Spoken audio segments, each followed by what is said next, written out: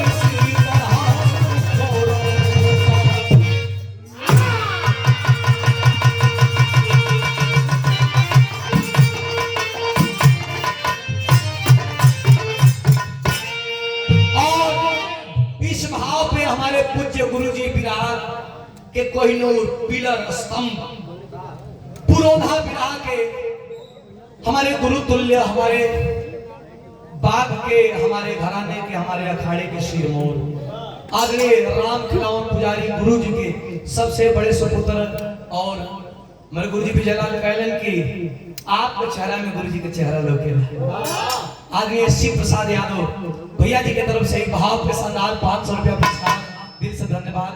भैया मिलना एकदम खापले खिदाई में, लेकिन ठीक है भैया हमन हो गया दुर्योधन का। अरे 5 भाई अनकहो सो मारा भंग नगले हो सो 100 भाई हमनी के मानी जा। हमनी के दल में दादा भीष्म मानी, हमनी के दल में कर्ण जैसन वीर योद्धा बा, गुरु द्रोणाचार्य बनन बाबा शकुनी वाला हमन का एक संग राय नहीं मारल जाए ते मरौत। अच्छा तो इतना कुछ सोचते हो तेरे भगवान आके कर्ण के दुर्योधन पंच परमेश्वर बैठल बा। रवि भैया कहां बना कर्ण ये दुर्योधन अरे मन में लड़ाई ना कई जला 5 गो भाई हो सब 5 गो गांव दे दे सारन के सुई को नोक पर जमीन ना दे 5 गो गांव के बात बतियो थोड़ा लड़ाई से के डर बा। लड़ाई हो गई, भगवान श्री कृष्ण रथ चलावत हमन कर्ण एक बार से घेर ल कर्ण घेर ले बा अमोघ शक्ति लेकर के भगवान अर्जुन के रथ से नीचे उतार देले पड़ा। काहे काहे की डर रहे कि 200 मिनट टाइम बा किरिन डूबे में 200 मिनट में कर्ण मार दे और रथ से नीचे उतरले बारन। कर्ण जब देखलस भगवान के अर्जुन के ना देखत बा कलस काहे भगवान जी का रथवा हाथत पड़ो उनकर माई उनके दूध नहीं खी पीले का नीचवा से अर्जुन कथवा का प्रभु अब गरियो सुने कोई का तले मर्दवा गाड़ी सुने तो बात बतियाओ तो 10 मिनट टाइम किरिन डूबे में और 10 मिनट में तुम्हारा काम तमाम कर दे चुपचाप सही जा का कह मास्टर।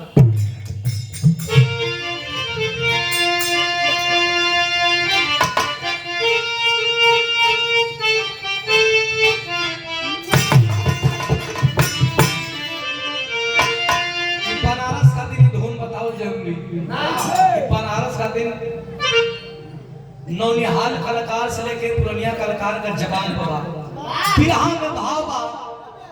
हां बिरहा सुना दे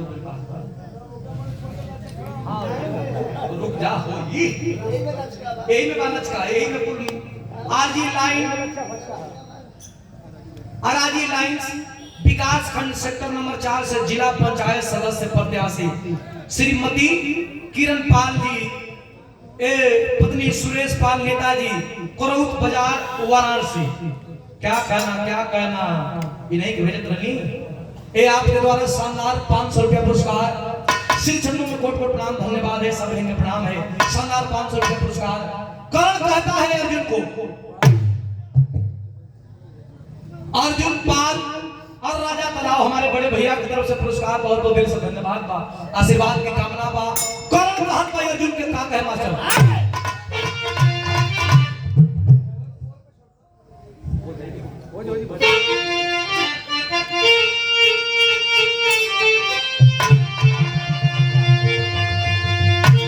ताज कितना बढ़िया है।